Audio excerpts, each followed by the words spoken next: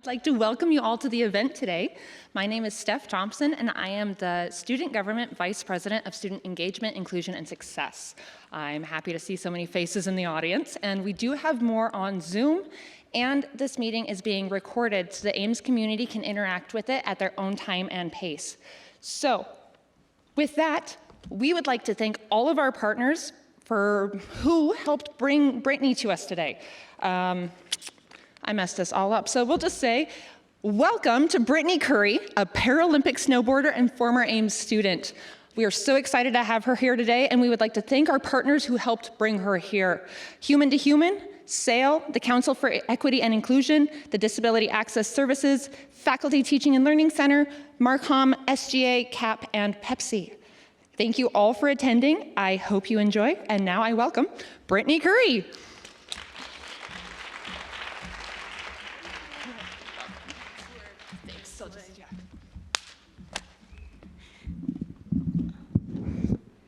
Hello, it's nice to be back at Ames.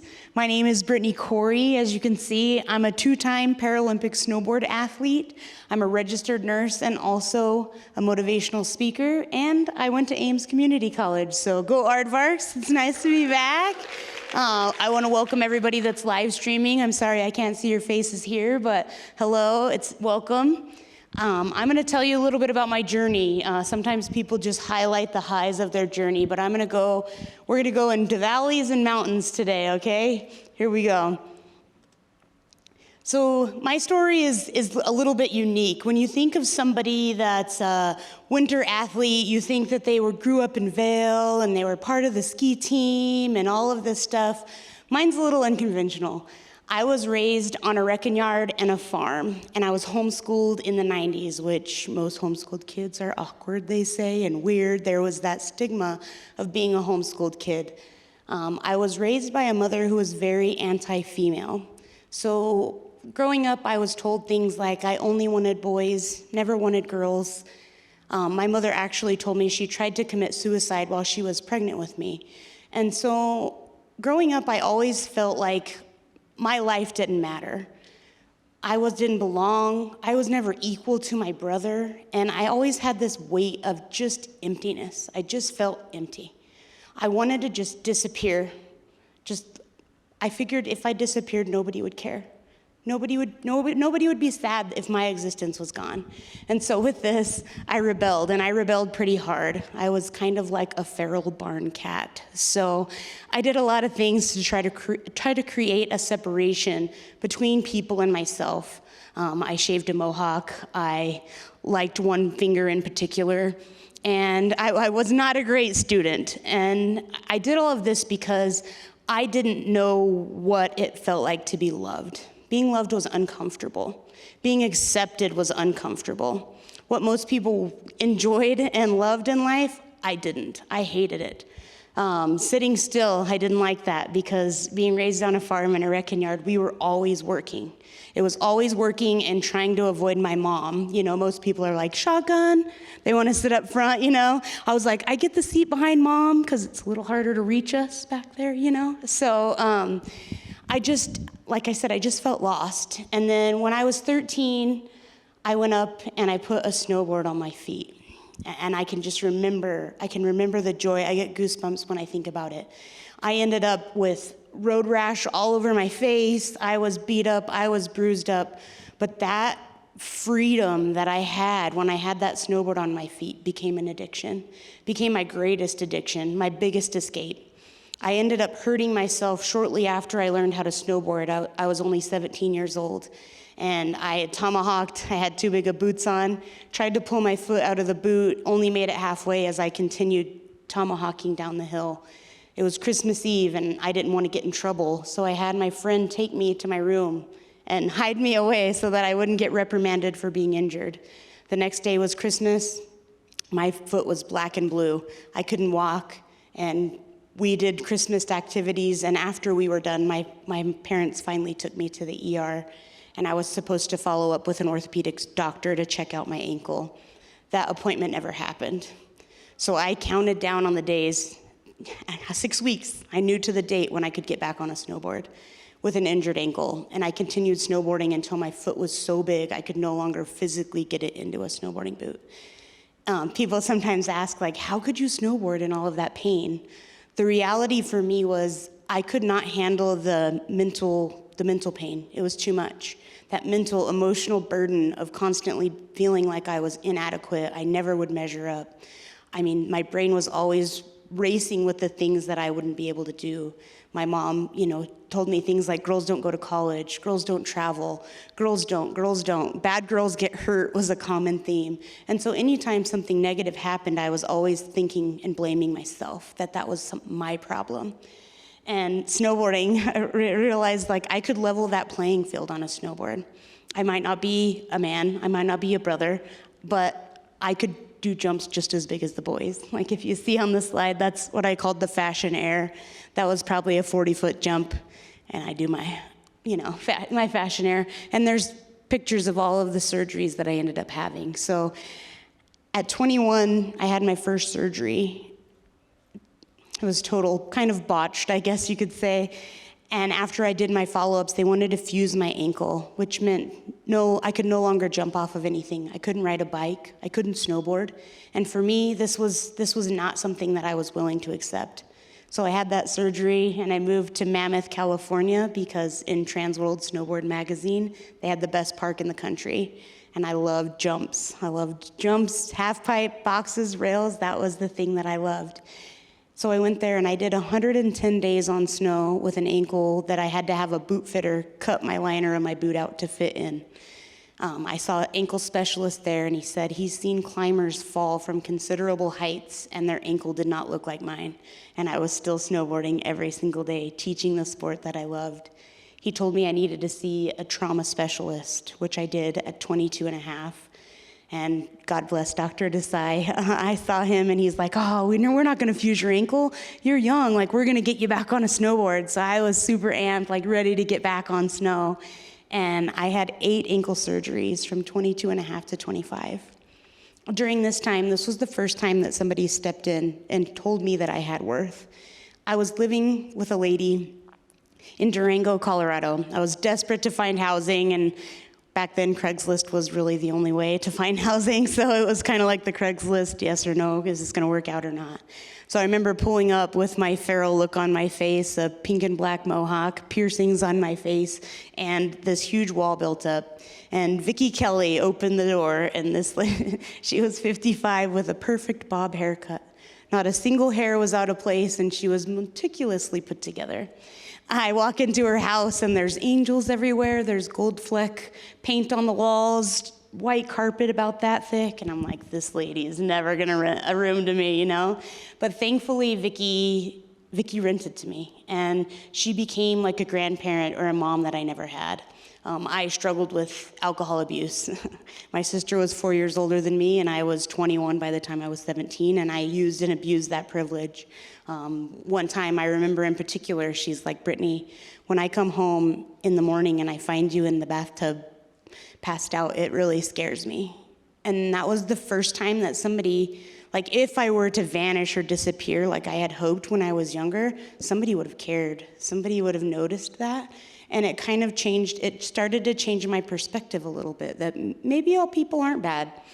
And so Vicki was a nurse, and she took care of a girl who had a stroke. So through all of my surgeries, she wouldn't charge me rent and would still house me so that I could watch this girl who had a stroke. If she needed 911, I could call them. And so Vicki was very warm and inviting to me. And I remember towards my ends of my surgery, she said, why don't you go to school? Why don't you become a physical therapy assistant? And this is somebody telling a girl who always thought she was stupid, fat, ugly, dumb, never going to amount to anything, somebody who told me that I could go to college. And so I started thinking about it, and I decided to look into EMS. I could get an adrenaline rush, and I could be ski patrol as soon as I got back on a snowboard. The reality was it always had to involve snowboarding. And so when I was 25, I did my EMT basic, and I couldn't even get in and out of the ambulance. I was on crutches. My car was a stick. I had to ride the bus in the snow and crutch to school, but I loved it. It was something that I really enjoyed. And during this time, I realized if I did fuse my ankle, I still couldn't work. And so I started looking at other options, and I started looking at amputation. And I remember YouTubing it, and I saw a guy on a downhill mountain bike sending it. And I was like, that's what I want to do. That's what I want to do. And so I decided, even in EMS school, I'm like, I'm going to amputate my leg. I'll see you guys back in the fall. I'm going to be a Flight for Life paramedic. And everybody's like, yeah, whatever, this girl's not going to do that. But anyways, fast forward to May 7th. May 7th, I saw Dr. Desai, and that's when I got the news that my ankle was so bad that there was nothing else possible. He wanted to fuse my ankle, and I was like, nah, Dr. Desai, we're not doing this. And so I saw him May 7th, and I amputated June 29th, so just a little over a month later. But the thing about my amputation was I didn't have a support system. When I said I was going to amputate, the words that came out of my mom's mouth was, you don't even have a husband, and the first thing that you do when you have a child is count their fingers and toes. So now I'm made to believe that not only am I not equal to a male counterpart, but I'm not even going to be equal as a human. And so for me, I had to be their support system. I was telling them, we're going to be okay, I'm going to be okay, I'm going to get through this, because I wanted to go in with a clear mind. I didn't care. I knew I wasn't going to get my foot back. I didn't tell anybody I was amputating except my close family, because I did a lot of research on nerve pain, and I didn't want those nerves to be aggravated or inflamed or to be thinking that I'm not going to have a foot anymore, because I didn't want to have the phantom nerve pain. And during all of my surgeries, I had the same pre-op nurses, Fran and JJ, and they were amazing. Like, they got my humor. When they'd give me vitamin V or Versed, I would say all this crazy stuff, and then the next time I'd come back for surgery, they're like, you were talking about business socks and flying in Alaska, all the, crazy stuff that goes on in your brain. And I remember telling them before I went in, I said, I want to be a Flight for Life paramedic. And after my surgery, Fran and JJ had the Flight for Life team come and get me from the post-anesthesia care unit, or the PACU, and take me up to my room. And that was the first time that somebody had told me if I wanted to be a Flight for Life paramedic, I could do that. And I still get goosebumps to this day when I say that story, because there was another two people that stepped in and told me that I had the same worth as somebody else. And with that, I shifted gears. I shifted gears from wanting to be a Flight for Life paramedic to wanting to become a nurse, because I know what the family goes through. I know what it's like to make a hard decision. I know what it's like to sit in a hospital bed and not have your hair washed and have it matted to the back of your head by the time you go home. And so I realized that being a nurse, I could be someone's Fran or JJ. So I shifted gears, and my best friend said, you might not be able to be the best snowboarder, especially the best snowboarder girl out there. She's like, but you can be the best student. And so I was like, I'm gonna be the best student. I'm gonna get straight A's. I'm gonna ace all of this stuff. And I spent 8 to 9 hours a day studying. And through that, I realized, I can be a straight A student, but if somebody next to me is getting a C or an F and not able to get into a program or not being successful, am I really an A student? And so I would reach out and I would help mentor other students. Here they had the, I forget what it's called, the supplemental instruction, yeah. And so I utilized that supplemental instruction, and even through pathophysiology, I was here when there was a very tough professor in that class. It was very hard to pass, and it was really, really hard to get an A. And so I started helping other people, and I realized that actually fulfilled me and made me feel like a straight A student. During nursing school, I was voted my class president, and I developed a study group. I unfortunately wasn't able to come to Ames. I had something happen and had to go back home. But I got a graduate recognition award because I created a study space and a study group for my fellow students, because I wanted everybody to pass. And so for me, having those people that put faith in me, putting that faith in other people has helped grow me as a person. And Fran and JJ, they helped grow me as a nurse. So I graduated nursing school, and I was working for a clinic. I lived in an office, so I didn't have a bathroom, I didn't have a kitchen. I had a little bird bath sink and a toilet, and I made it work. I'd shower at the rec center. I was working part-time, helping study, and trying to get straight A's. So I was pretty busy, but I lived with the bare minimum because I didn't want to take out student loans, and so I worked hard and I made that happen. And then the next steps, right? So I'm working and I get offered a clinical interim supervisor position at the clinic that I worked at during nursing school. So I was a supervisor before I even passed my nursing classes or took my NCLEX. It was a pretty cush job, got paid quite a bit of money, more than I've ever seen in my life. But I remember I watched Sochi, I watched the Paralympics in 2014, and I remember watching them come down on their snowboards, and I remember telling myself, I know I could do that. Like, I know I could do that. And so I'm 30 at this point, a clinical supervisor. I've snowboarded 12 days total since being an amputee, and I was like, I'm gonna try a race. Like, I have to try one race, because if I never try one race, then I'm always gonna live that life with regret. That race was on the bottom part of your screen there. It was Dew Tour 2016. I was a park person, so my snowboard was teeny tiny. I had no edges, and I looked like a big red gorilla because my stuff was so baggy compared to everybody else in their skin-tight suits. But I remember just being so happy that they invited me. They said they were gonna look at my riding, and if I was safe enough, they'd let me compete. And they did let me compete, and I just had a big smile on my face the whole time. I ended up finishing second to last, which was the most celebrated second to last finish ever in history of sport, because I wasn't last. I was only, I beat somebody, which I thought, hey, that's good. About 14 days on snow at this point, beating somebody, that's amazing. And the US coaches, Graham and Pat, had sought me out after, and they are like, who are you? This is a year and 2 months before the Paralympics. And I'm like, I'm Brittany, I'm a nurse, 14 days on snow. And they're like, we want to see you at more events. There's an event coming up in January in California. We'd love to see you. It was border cross. Never done border cross, day in my life. I did love park, so the jumps and stuff, I'm like, all right, let's do this. So, and thankfully I had a supervisor, Noreen, and she was all about it. She would give me the time off work. She's like, you go, you do it. I ended up doing my first World Cup race, and I got second place. I tore the calf muscle in my leg, but I still raced. I still got second. I ended up busting out a set of goggle lenses, took out a couple flags, a little bit of B-net on the way. But, I came home with a trophy, and I was super excited and thrilled. I was supposed to go to Spain to compete, and I had torn my muscle. And the US coach said, hey, you're not my athlete, but if you show up injured, it's not a good thing. And I was trying to get an invite to PyeongChang for the test event. So I did something that I normally wouldn't do, and I didn't show up to that race. But I did get invited, one of 4 athletes that weren't on the US team, to go to South Korea and do the test event. They told me at that point, if I finished 4th in border cross and banked slalom, which are the 2 events, that they would bring me on the US team. I was all excited, I was ready, I was gonna get 4th, Lo and behold, I finished last in both events. Now, I wasn't devastated, though, because I had been able to travel and snowboard and do something that I love. And there was nationals that was a month later. I asked Noreen, I'm like, can I have the time off? And she's like, yeah, you need to go. You need to finish this thing out. And so I was like, all right, I'll finish this season out, and it was a good run. I went to nationals and ended up fracturing my femoral condyle on my amputated leg during practice, and I still raced. I still got first. Tried to go up and race the next day, and I couldn't even walk.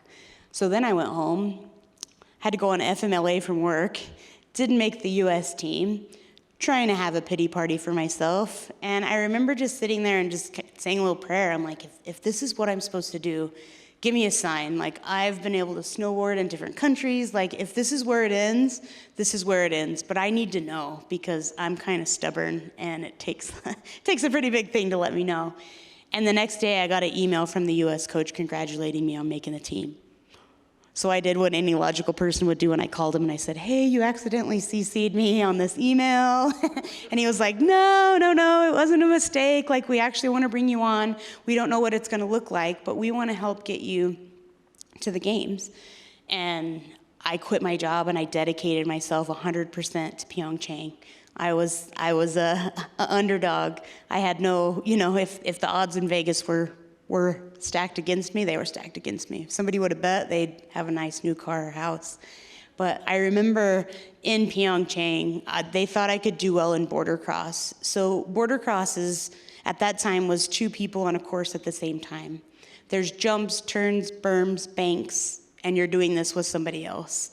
I was pretty good at it because I lack that thing in my brain that's like, hey, this isn't a good idea. Obviously, if you can't tell by now, like I don't have that. And I remember I pulled out of the gate and I was gonna be the first one to the turn. I was the first one to the turn, but I didn't think about after that first turn. And I fell down and I was just in complete, utter, disdain or disgust for myself is kind of an easy way to say it. And I just had a rough mental space. And I remember I was like back in the village and I took a shower and I fell and I was like, this is just started sobbing in the shower. And my friend Brent was like, are you crying? I'm like, no, I'm fine. You know, like trying to put on that face that I was okay. And at that moment I realized, like, why am I here? Why am I here? And the reason that I was there was to show my nieces and nephews that they can chase their dreams, no matter what it was, no matter how old they were, no matter what stigma society tried to attach to them. If they wanted to do something, they can, and they can reach out and do it. So I changed my perspective, and on the way to the bank slalom, which I couldn't really turn a snowboard to save my soul. I could hit the biggest jump there was, but turning was not my jam. And I remember that day I had just this sense of calmness. And the coaches were like, don't think about snowboarding. Just go out there and let your body do what it knows it can do.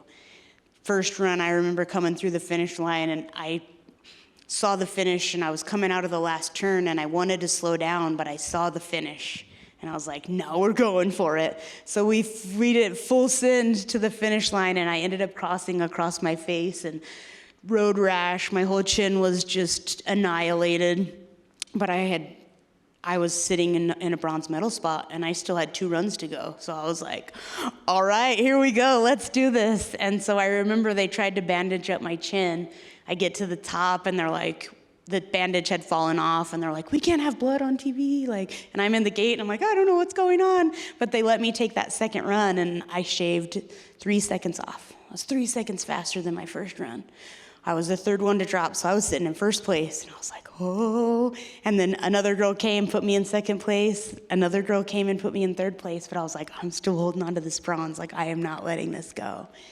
And I went up to the top, and I remember the coaches were just like, yeah. And they're like, wherever you finish today, they said, medal or no medal, you have done what we knew you were capable of doing. And this gives another moment that gives me goosebumps. I was like, all right, I'm holding on to this, even more full send. I went down, I shaved another second off. So I was in first again. And they put you in front of this big orange background. And I remember being like, I just want to stay in front of this background. Like, I just don't vote me off of here. So girls kept coming down, and then Vivian came down and put me in second. And I was like, all right, I'm still in front of the orange background, naive to the sport. And I'm just standing there watching, and I didn't know that the last girl had gone. And I'm still standing there, and Vivian turns to me and is like, congratulations. And I'm like, oh, are we done? She's like, yeah. And I remember looking up at the screen, and I was in second place.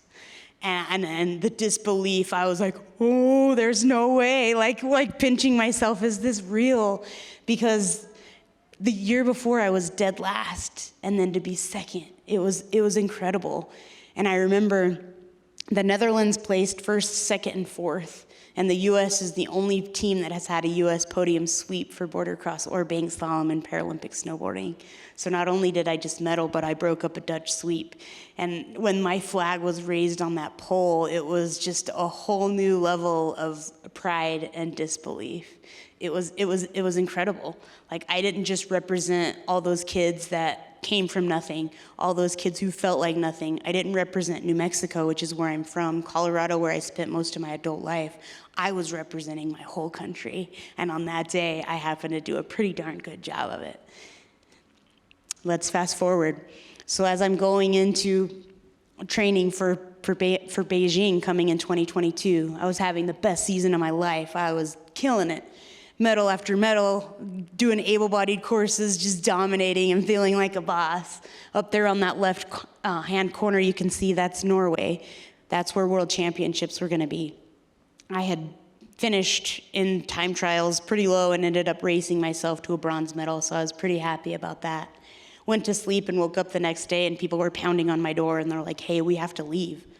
I'm like, what's going on? Like, what's going on? They're like, we have to get back to the United States because if we don't get back to the United States today, they're going to close the borders because of COVID. And I was like, I had heard of COVID a little bit, but I didn't know the seriousness of this. Kind of joking it off, a guy from Australia is like, there's no toilet paper in Australia. And I was like, oh, make sure to sweater vest some, put some in your luggage to go home, It was kind of, sweater vesting is like when you go to the movies, you sweater vest all your candy. We were sweater vesting TP to get home. But I didn't know the seriousness of this or the impact that it was going to have on the community and the world. And so I shifted gears. I went home and I realized, it takes a village to send one athlete to the games. And this was my opportunity to take care of that village.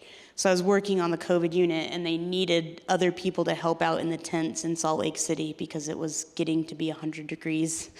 It was very hot in full PPE.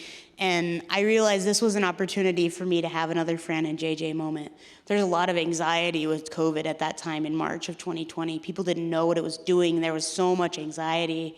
And so I decided to bring a speaker to the tents, and they called me DJ COVID, because I would put on music to try to not decrease the seriousness of COVID, but to try to help ease people's anxiety, right? Like, this is a bad situation, but we can try to make it the best we can for the people and the patients. Because, being a nurse is kind of like being a parent. If you're running around freaking out, your patients are going to run around freaking out. If we've got some Journey, Don't Stop Believin' playing in the background, it might make their anxiety about this situation go a little bit better. And it was hard, though. People are like, it was hard. And they're like, how was COVID? It's like, it was tough. It was hard working Mother's Day and having patients call. It was hard working 4th of July, Father's Day, people's anniversaries. It was hard zipping up bags. It was hard having family members not getting the opportunity to say goodbye. But for this, I realized just how much more important human connection is. Because for me, I had no human connection until I started to develop that throughout my lifetime. I had a family who adopted me. I lived in their office, the one without the bathroom. And they ended up bringing me into their family and treating me as one of their own and loving me like love I've never experienced in my life and helping me know that I do have worth and I am worth something. And if I do have a dream, I can chase it. And through this, there's key things that I've learned. One of these is your reality, is your perspective is your reality. So for me, I don't perceive myself as disabled. I hate that word. I perceive myself as re-abled. I was disabled when I was on crutches, lost, wanting something, wanting to be active, wanting to do all of those things and wasn't able to. Now I look a little different. I have pants on so you can't see my leg, but if I walk out with shorts, I walk with pride. My nieces and nephew, they do a lot of sporting events, and their friends are like, oh, look at that lady with one leg. And they're like, yeah, that's my aunt. She's a Paralympian. She's a medalist, And so for me, this whole journey, medals come and go, but if I can impact one person's life in a positive way, it was all worth it. And I was very lucky that I was able to partner with Citi. They have a huge campaign going on. It's called Stare at Greatness. So instead of staring at somebody's difference or disability, or they're not the same skin color as you, they don't have the same political beliefs as you, they don't have the same religious affiliation, they don't have the same sexual preference, that doesn't matter. Because at the end of the day, we're all people. And equality is kind of a word that I don't really like either. And people are like, why don't you like equality? I like the word value. I prefer that over equality because I will never be my brother. But my value to my brother is just the same. I may never be an Olympian, but my value as a Paralympian is just the same. I may not be a Flight for Life paramedic, but my value as a nurse is the same. And for me, my big thing is your value is the same. Your value is the same as everybody else. And with social media, it's so easy to compare yourself to somebody else because what you're seeing on the screen is somebody's best day. What they don't show is their worst day. And I've had a lot of worse days. I've had a lot of things that I've had to overcome. And I came from a generation where mental health was a stigma. We didn't even mention that. I remember being a kid and seeing on the front page of a newspaper a lady who had drowned her children.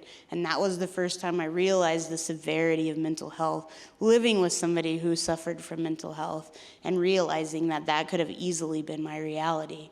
And so I've sought out counseling, I've sought out my peer mentorship. And one of the greatest things that somebody told me was when you come from parents who aren't parents, they suffer with substance abuse, they don't know how to have a relationship, they're verbally, mentally, emotionally abusive to you, you have to be your own parent.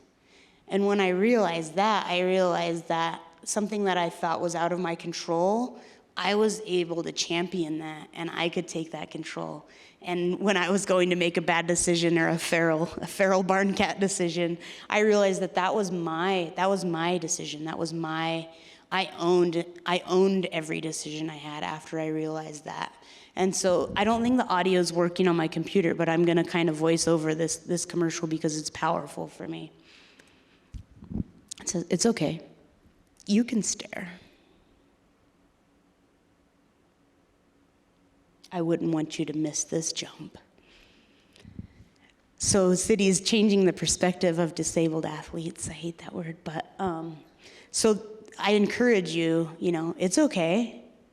Go ahead and stare. But if you're gonna stare, watch what I'm doing. Instead of staring at me and trying to make me feel like I'm less than, stare at me and let's go change the world and let's go do something incredible. Let's have that dream and let's go chase that dream. Even if your dream is having a tulip garden and you don't know anything from dirt to soil, when you leave here, go plant those tulips. Go do something. I just on the way here yesterday, I went and stopped by Dutch Brothers. And the kid's like, "Oh, what are you in town for?" I'm like, "I'm going to speak at Ames Community College. You should come up." And he's like, "Oh, what do you do?" And I'm like, "I'm a nurse, I'm an athlete, I'm a human, I went to school there, And he's like, "Oh, I remember, I really liked baseball, but my brother was always better than me. And I really wanted to do gymnastics, but his dad would say it was a feminine thing to do." And he's like, "I've never done gymnastics." And I'm like, "Go join a gymnastics gym." I'm like, "There's so many. Go do it. You're never too old to do something." And for me, I don't allow, my mother, as terrible as she was, she's my biggest inspiration in this journey because every single thing she said I wasn't able to do, I'm able to do. And I realized that nobody else is allowed to tell me what I can or can't do. I'm the only one that's allowed to tell me what I can or choose not to do. I don't use the word can't. So, I just encourage everybody as they leave, I had a mental, physical, kind of whole body transformation, and I had the opportunity to live my life a second time. A lot of people don't get that. I just wanted to be a snowboarder. I wanted to have a coach. I wanted to have a team. I wanted to be the best in the world before I lost my leg. And I was given all of those opportunities. And like I said, medals come and go, but if I can impact one person's life in a positive way, all of the hurt, all of the pain, all of the tears, all of the days feeling like I was nothing was totally worth it. So now I shift gears and I'm helping to raise up that next generation of Paralympians, Paralympic women, women in general, men in general, those who just feel like they're not worth anything. You are and you can. I downhill mountain bike, I send it, I'm speaking, I've never wake surfed ever and I did that and it's amazing, because I don't allow myself to say the words can't. So this is my journey, and I'm thankful for Ames too, because this is the best education that I've received. I've gone to 5 schools, including 2 to get my bachelor's, and this is a campus that's totally focused on students. They're focused on athletes.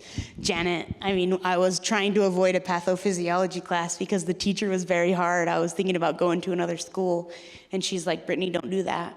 You're setting yourself up for failure because if you can pass her class, you're going to be set up for nursing school." And people like that are what helps people like me. And I say, every single person in my life is a dot on a blank sheet. So if you think about Vicky's a dot, Fran's a dot, JJ's a dot, my coach back home is a dot. Feeling like nothing is a dot. Feeling like I have no worth is a dot. No self-esteem. I'm nothing. The world would be okay if I was gone. Those are all dots on a piece of paper. But once I started and got the knowledge to know to start to connect those dots end up being my self-portrait. Because without those dots, I wouldn't be here today. And that's my story. I want to thank you guys for allowing me to come and share my story and share how, I went from a little hood rat farm kid with no dreams to jumping off of picture frames in New Zealand and being able to hold a stethoscope and a medal with pride. Does anybody have any questions?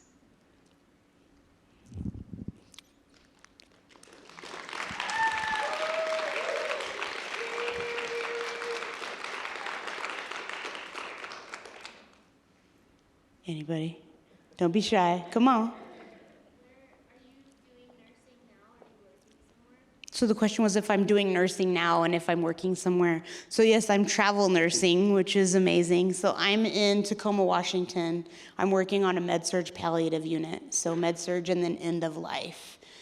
So I didn't know if I would like end of life because it's like, oh, I don't know about that. But I've grown to love it because I treat them and their family just like I would treat anybody else. And it's actually very fulfilling. And it's, putting me out of that comfort zone.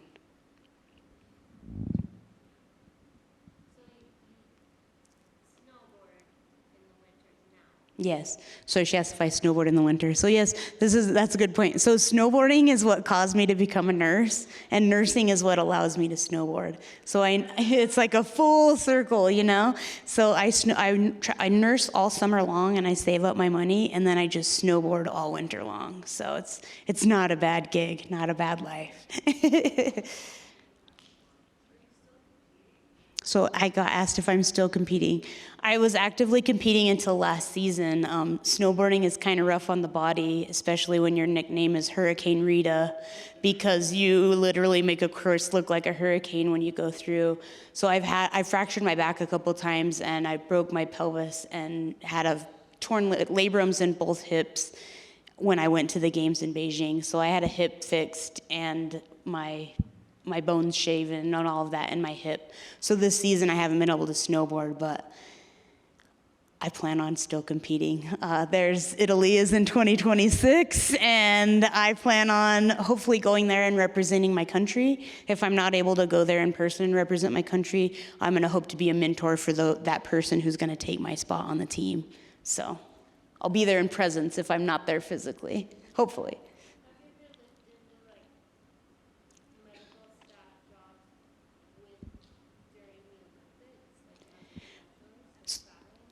So I was asked if I'm just repeating the question so the live stream know, if I was ever thought about becoming a medical person with the Olympics and traveling with them and Paralympics as a staff member.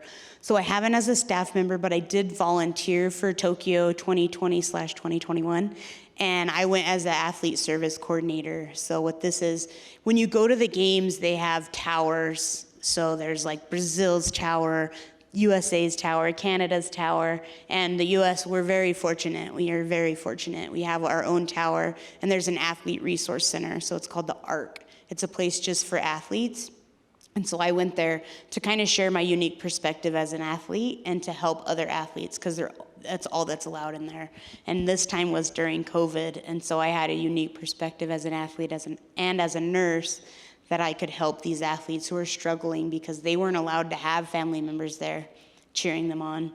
I would love to have family there, but they, and it was a struggle. It was a mental health struggle for them, but they had all the resources in place. And as an athlete service coordinator, I was able to go to the sports psychologists and say, hey, this athlete reached out to me. You may want to reach out and make sure that they're okay. So I have done that, and I've thought about, there's classification. So as a Paralympian, I'm a below the knee amputee, so I'm about mid-shin down. So I'm in what's called a LL2 category, or lower limb 2. For women, there's an LL1 category, which would be an above the knee or a larger neurological or condition or MS and stuff like that.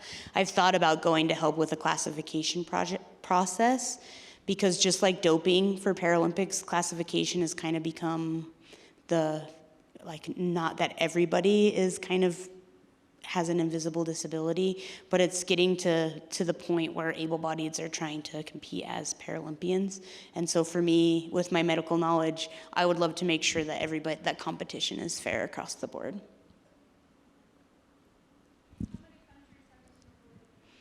Countries. I've snowboarded in a lot of countries. I've snowboarded 5 continents so far. So my goal is to be the first adaptive athlete to snowboard 7 continents.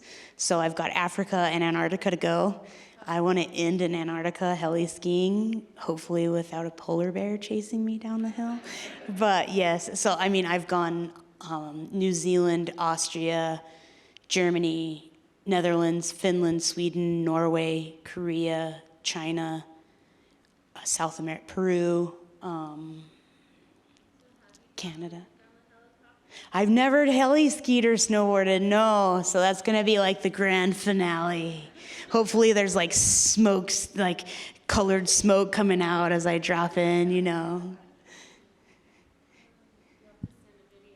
I will, yeah, like here we go, number 7.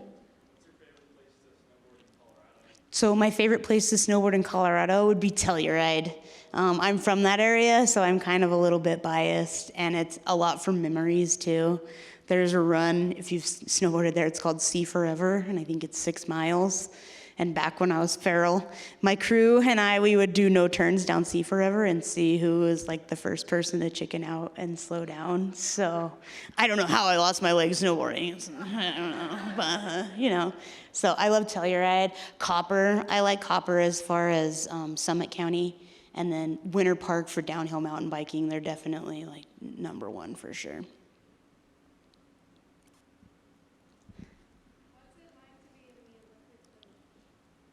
To be in the Olympic what? The Paralympic Village. That's a whole thing. Like, I had no idea what the Olympics or Paralympics was. I was just this kid that was trying to work and make it there, and like every day was a new day, and I literally didn't know how to snowboard. I kind of did a little bit when I got there, but it's insane. Like, the amount of people and things that go on is crazy. So you go through what's called team processing. So like this whole journey kind of felt like the Hunger Games for me. You know, it's like you're trying to get sponsors and you're, you know, training and all this stuff. And then we went through team processing, and the hotel's name was The Nest. And I'm like, this is super weird. But you go through, and all of the sponsors have gear like what I'm wearing here. So Ralph Lauren, they have this whole huge room full of all of this gear that you're gonna get, and you go through and you get to try it on. And being 5'2", 150 pounds, I don't fit in a lot of stuff, so they have tailors that will like tailor to everything to make sure that it fit and it looks good on you. And then I thought the people that were running it were models for Ralph Lauren and Nike and Oakley and all of that, and it turns out they were just the USOPC, or the US Olympic and Paralympic Committee members. So I was thinking like all these models were, you know, helping me out, and I learned later that they weren't. And then you know, we got on a bus and we did a 2-hour drive up to the mountains in PyeongChang. China was like a 4-hour drive with COVID, and they COVID tested us like midway through to the village, so it was kind of a whole different thing there. But and then you step in there, and I mean, you can just like feel the atmosphere, and they have like music playing, and every flag from every country is waving, and pin trading is like a huge thing. It's something I didn't know. I didn't know anything about. And in China, the pin trading was like, it was aggressive. Because like the workers were like, you'd come out and they'd be like, pin trade, pin trade, pin trade. But I realized like in China, they're not allowed to have a whole lot of individual identity. And so the pin trading for me, if they had a pin that somebody else didn't have, that kind of helped them like with their own identity a little bit. So that's kind of a cool thing, and a good way to get all the countries to interact was like pin trading. The cafeteria, it's all you can eat, which for gravity sport, I was like, oh yeah. So I definitely got my fill of delicious food, and they have, I mean, it's open 23 hours of the day. So if you get snacky at any time, there's definitely snacks, and it's all tailored to athletes, and so it's really cool. They have like a whole room with pool tables and foosball tables and video gaming, and I mean, anything you can imagine is there to make sure that everybody's experience is amazing. And going to China during COVID, there was no flights allowed into China, so we had to get a chartered flight from Delta. And it was pretty crazy. So we went through TSA in the hotel. They put us on a bus, in LA. They closed the freeway down in Los Angeles. So there's no cars on the freeway, and there's us in these buses. We go to LAX through a back gate, and they take us on this bus and drop us off to a red carpet to the airplane. And I'm like, man, this girl from New Mexico, like, people aren't gonna believe that you're walking a red carpet right now, bypassing TSA and on a chartered flight to China. And then they gave me a first class seat. So I like got first class on a chartered flight to China. I was like, oh, like totally felt like, I was balling pretty high there, but it was really cool. That they tried to make that experience the best they could for the athletes, despite not having family and all of that stuff. The U.S., I can say for sure, really tried to make it special, and the sponsors made it special. And a lot of people don't know the U.S. is one of very few countries where our government is not involved in the USOPC, or Olympic and Paralympic Committee. So most athletes live below the poverty level, 94%. So the Simone Biles, Michael Phelps, and Michaela Schifrins are the exception to that rule, but most people are just barely scrounging by to try to make their dream a reality. And this can be a blessing or a curse, because for me, I'm thankful that I don't have my government encouraging me to dope and all of those other things. It's not, the waters aren't muddied in that aspect. And I believe the US gets so many medals because their athletes are passionate about what they do. Like, I love putting on the red, white, and blue. Like, saying that, I get goosebumps all over, because it's a sense of pride in my country that I'm able to do that. I do make sacrifices. I do work hard. Like, during the pandemic, the bottom of my leg looked like it was, the skin was sloughing off and peeling off, and I had blisters because the moisture that was in my leg was basically creating trench foot on the bottom of my nub.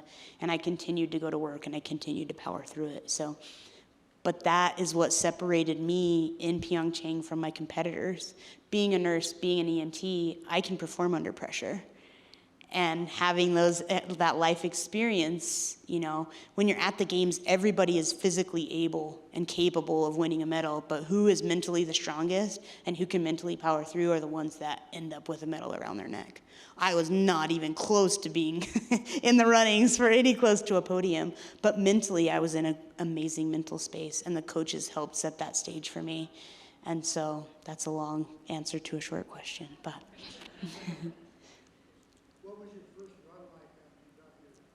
First run when I got my leg. So I didn't snowboard through nursing school. I took a 6-year break, but I have 2 nieces and a nephew, and my family's like very anti-winter. They like hate it, they complain, they whine, they wah, wah, wah. And I love winter, and I wanted my nieces and nephew to enjoy the winter, or at least be able to ski, because you can, when you go to college, people want to ski, or in high school or whatever.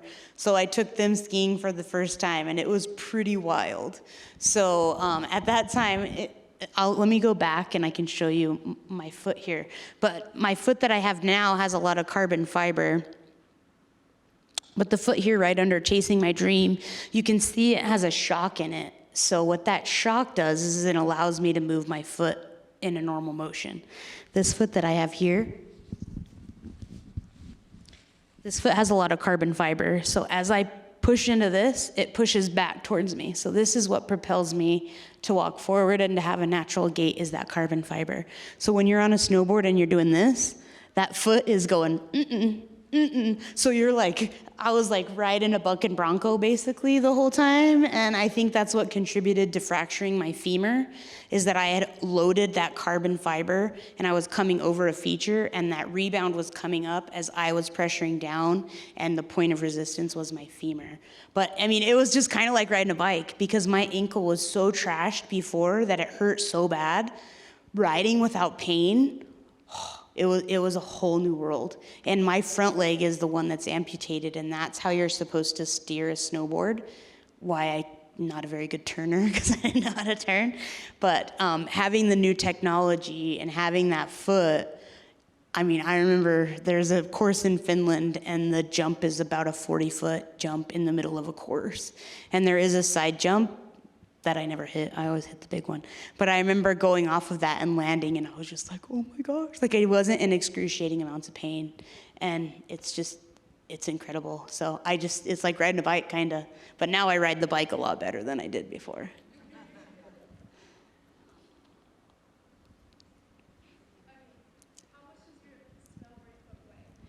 The snowboarding foot probably weighs about 10 pounds. My prosthetic leg is actually lighter than my actual leg because carbon is so light, but that foot has a lot of extra stuff, so it's heavy. But snowboarding is a gravity sport, so the heavier you are, the faster you go. And me being the size I am, I go pretty darn fast, being short and heavy. So like if I get the board flat, my competitors, like even if I'm not the first one out of the gate, they're like, where is she at? She's coming for us. So.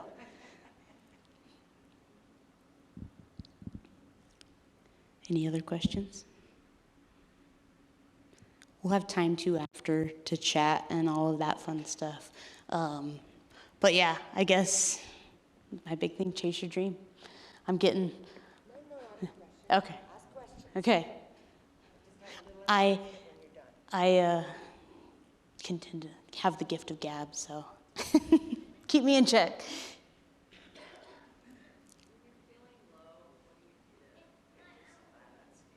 So when I'm feeling low, what do I do to get myself out of that space? It's a great question, especially this year. This year's been rough because my vice and the place where I find freedom I haven't been able to do it because of my hip. And I live in Utah, and they have 800 inches of snow right now at my mountain. So, like I don't have Twitter. I only have it for road updates, and the road's been closed a lot this year. So every time I get one of those updates, it's hard. I mean, like to sit up here and say, oh, every day's a good day. Every day is going to be a beautiful day. That's a lie. Like anybody that says that or posts that is totally lying to you.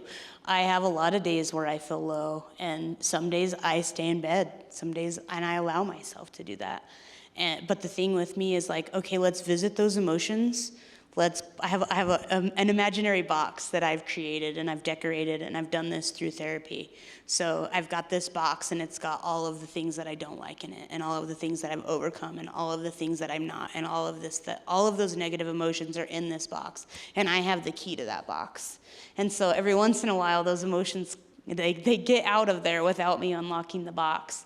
And so I just allow myself to feel those emotions, to realize how I'm feeling, and to know that, this is temporary. So I can visit this, I can feel this way, but it's only temporary, and I only allow myself how much ever time and whatever emotion or whatever surfaces up. I give myself a time frame, like, okay, I'm off today. Let's do 2 hours. All right, we woke up this way. We're going to feel this way for 2 hours. And then we're going to get up and we're going to go do something. And we're going to go find something that we're grateful for. Because for every one of those things that I have locked up in that box, I have 1,000 things that I can be grateful for. And if there's not 1,000 things to be grateful for, then I try to go out and create some kind of gratitude, even if it is somebody holding a door for me, which it makes me feel uncomfortable because I'm super independent and I don't like people doing this. But just, being out in nature too, I might not be able to snowboard, but we were created to be outside and to breathe fresh air and to enjoy all of this. So sometimes just like taking a second to step away, even if it is to go outside and say, all right, I'm going to spend 5 minutes and just close my eyes and just breathe. And then when you open your eyes, it's amazing how different you can change that. And like, even with nerve pain's a huge thing for amputees. And like, I can get it too. If I think about my foot and I think about it not being there, like right now, my leg is numb and it's like tingling. It's tingling in the foot that I don't have there anymore. But I decided after amputation that this is my new leg. Like, I've accepted this is my foot, it's a part of me, and I don't think about not having my foot. And that's helped me with that nerve pain where I'm not constantly in pain. But if I wanted to be, I totally could. If I thought about it and just masticated on it or chewed on it all day long, like I could definitely be in 10 out of 10 pain every day. But I've chosen to compartmentalize that pain and accept something that sometimes people don't accept. And I'm not saying that everybody can do that because mine was not a traumatic amputation. So my nerves were not I mean, they were hurting, but it wasn't a tragic and super quick thing for me. So I think just like allowing yourself to feel that way and surrounding yourself with people who are going to build you up. Like, I say like standing on a chair. Like you don't want to find friends who are standing on a chair friends. What that means is if somebody is standing on a chair and they're trying to pull you up to their chair, it's going to be wobbly and it's going to be unstable. So try to find somebody who's standing on something a little bit stronger. Like this podium that I'm on now is pretty sturdy. Find people that are going to be sturdy for you. When you're feeling low, you can call them and they can help kind of talk you out of it. If you don't have those people, there's tons of resources out there. There's hotlines you can call. There's mental health that's free a lot of places, and there is no stigma with it. Like I'm a poster child of utilizing mental health resources and turning, triumphing over tragedy, I say, and my perceptive, if I perceive things, sometimes you perceive things that even people are putting off on you, and just kind of taking a step back, getting in nature, taking a breath, and then locking those emotions back up in the box where they belong. And then when you're in a safe space, like with a therapist or whatever, we open that box up and we try to kind of take that box from the size of a tundra, hopefully down eventually in life, down to a shoebox size. So it doesn't happen overnight, but just utilizing resources and just gratitude. Once again, a long answer to a short question.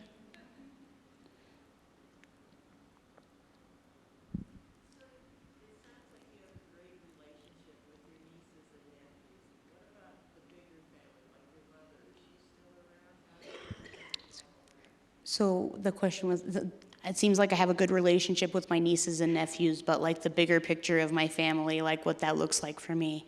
So I don't have family. My sister is like my mother, my twin, even though we're not twins, and my sister. She's my rock.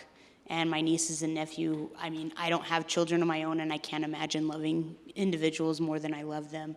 I ended up having to sever and separate that relationship because I realized like being in that was creating me to be going back to the Mohawk version of myself. And the reason for that is, your mother, you're wired to need love and acceptance and safety and all of that stuff from your mother. And for whatever reason, even not of her own doing, she's not able to give that to me. And so being around that just makes me hurt and makes me angry and makes me mad and makes me resentful and makes me hateful and makes me want to put that finger up that I used so much before to the world again. And so it's hard to do, but I'm in a much healthier mental space now without having that because I'm my own good parent. So now when I need that, I have people that have stepped in. I have Vicki Kelly. I have my family in Durango that have stepped in. So sometimes severing those ties can take that box that's the size of a tundra down to a shoebox because it just creates a lot of emotional turmoil.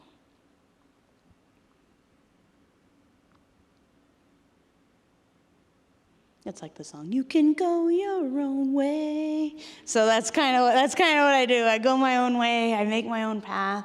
And sometimes you're not dealt a perfect hand, but you can be dealt not a perfect hand, and you can still end up with a royal flush. And I have a royal flush. I don't have a mother, but I have a lot of people that have stepped in and loved me more than my mother ever could. And for me, that's something that I'm grateful and thankful for. That it's easy to love a child. It's hard to love somebody who didn't come out of your womb.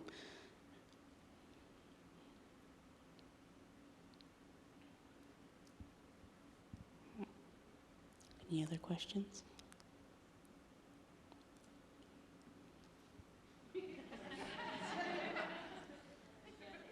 Janet's doing a magician act there. You see her? No, you don't.